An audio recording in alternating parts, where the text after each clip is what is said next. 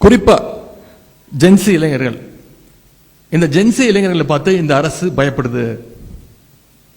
அதனாலதான் அவங்கள குறி வச்சு தூக்குறாங்க. நான் இன்றைக்கு கடந்த 100 நாட்களாகவே பொதுமக்கள், நம்முடைய கழக தோழர்கள், நிர்வாகிகள், ஒவ்வொரு அணியை சேர்ந்தவர்கள் தொடர்ச்சியா ஒவ்வொரு நாளும் குறைந்தது 300 பேர் சந்திக்கிறேன். காலையா இருந்தாலும் சரி, மாலையா இருந்தாலும் சரி. அது அதிகமாக வர்றது பார்த்தீங்கன்னா அந்த ஜென்சி கூட்டம், ஜென்சி இளைஞர்கள் அதிகமாக வராங்க. ஜென்சி இளைஞர்கள் எத்தனை பேர் வராங்களோ அதே மாதிரி அடுத்த நாள் இந்த ஜென்சி இளைஞர்கள் உள்ள தள்ளிட்டாங்க, பொய் கேஸ் போட்டாங்க, நாங்கள் தான் அவங்கள காப்பாற்றி கூட்டு வந்திருக்கோம்னு வழக்கறிஞர் அணியும் கூட கூட்டிட்டு வராங்க. அதை பார்க்கும்போது மிக மகிழ்ச்சியாக இருக்கிறது. அவங்களுக்கு நம்ம முழுசா சப்போர்ட் பண்ணணும். ஜென்சி இளைஞர்கள் இன்னைக்கு கொள்கை பேச ஆரம்பிச்சிருக்கிறாங்க. அதுதான் இன்னைக்கு இந்த ஆட்சியாளர்களை பயமுத்திட்டு இருக்கு. இந்த ஜென்சி உடன்பிறப்புகள் வயசுல சின்னவங்க, அவங்கள கைது பண்ணா அவங்களும் அவங்க குடும்பமும் பயந்துருவாங்கன்னு இந்த ஆட்சியாளர்கள் கருதுறாங்க. எனவே அவங்களுக்கு நாம உறுதுணையாக இருக்க வேண்டும்.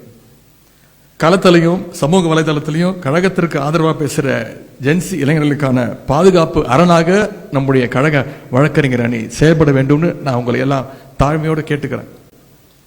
நிறைய இளம் வழக்கறிஞர்கள் என்னை சந்திக்க வராங்க.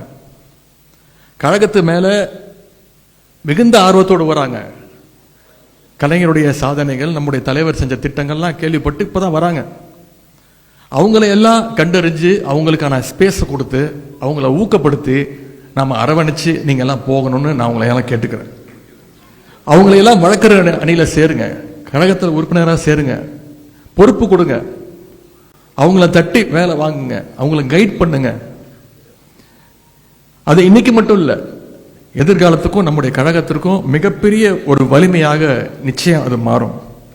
இறுதியா ஒரே ஒரு விஷயம், உங்க பகுதியில் இன்று இருக்கக்கூடிய ஆளுங்கட்சிக்காரங்க குற்ற செயலில் ஈடுபட்டா நீங்க அதை சும்மா விடக்கூடாது. நீதிமன்றம் மூலமா அவங்களுக்கும் தண்டனை வாங்கி தர வரைக்கும் அந்த வழக்கை நீங்க தொடர்ந்து ஃபாலோ செய்ய வேண்டும் நான் கேட்டுக்கொள்கின்றேன். இங்கே அண்ணன் என்ஆர் இளங்கோவன் அவர்கள் உங்களுக்கு கிட்டத்தட்ட ஒரு வகுப்பு எடுத்திருக்கிறார். என்னென்ன செய்யணும், அடுத்த பிளான் ஆஃப் ஆக்ஷன் என்ன அப்படிங்கிறது சிறப்பான முறையில் சொல்லியிருக்கிறார். அதை நீங்கள் ஃபாலோ செய்ய வேண்டும். அதிகாரம் இருக்கின்ற திமிரில் ஆளுங்கட்சிக்காரங்க மக்களுக்கு இன்னைக்கு மிகப்பெரிய ஒரு அச்சுறுத்தலா மாறி இருக்கிறாங்க.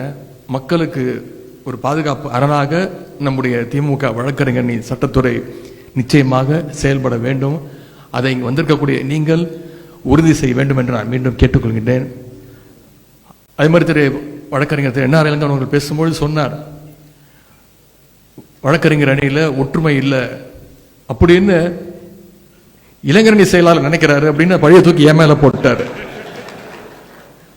அது என்னுடைய எண்ணம் மட்டும் கிடையாது, இந்த அரங்கத்தில் இருக்கக்கூடிய அத்தனை பேருடைய எண்ணமும் நிச்சயம் அது இருக்கு.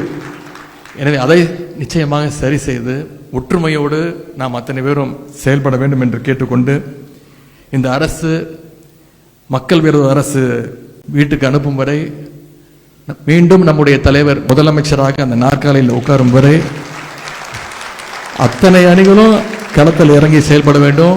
அதில் முதன்மையான அணியாக சட்டத்துறை சிறப்பாக செயல்பட வேண்டும் என்று நான் கேட்டுக்கொள்கின்றேன். உங்களுக்காக திராவிட முன்னேற்ற கழகம், நம்முடைய தலைவர் அவர்களும் நிச்சயம் உங்களுக்கு பக்கபலமாக இருப்பாங்க. நான் என்றைக்குமே உங்களோடு தோளோடு தோளாக உறுதுணையாக நிற்பேன். உங்களுடைய பணிகள் அத்தனையும் மேன்மேலும் சிறக்கட்டும்னு சொல்லி இந்த சிறப்பான வாய்ப்பளித்த சட்டத்துறைக்கு மீண்டும் என்னுடைய நன்றி சொல்லி விடைபெறுகின்றேன். நன்றி, வணக்கம்.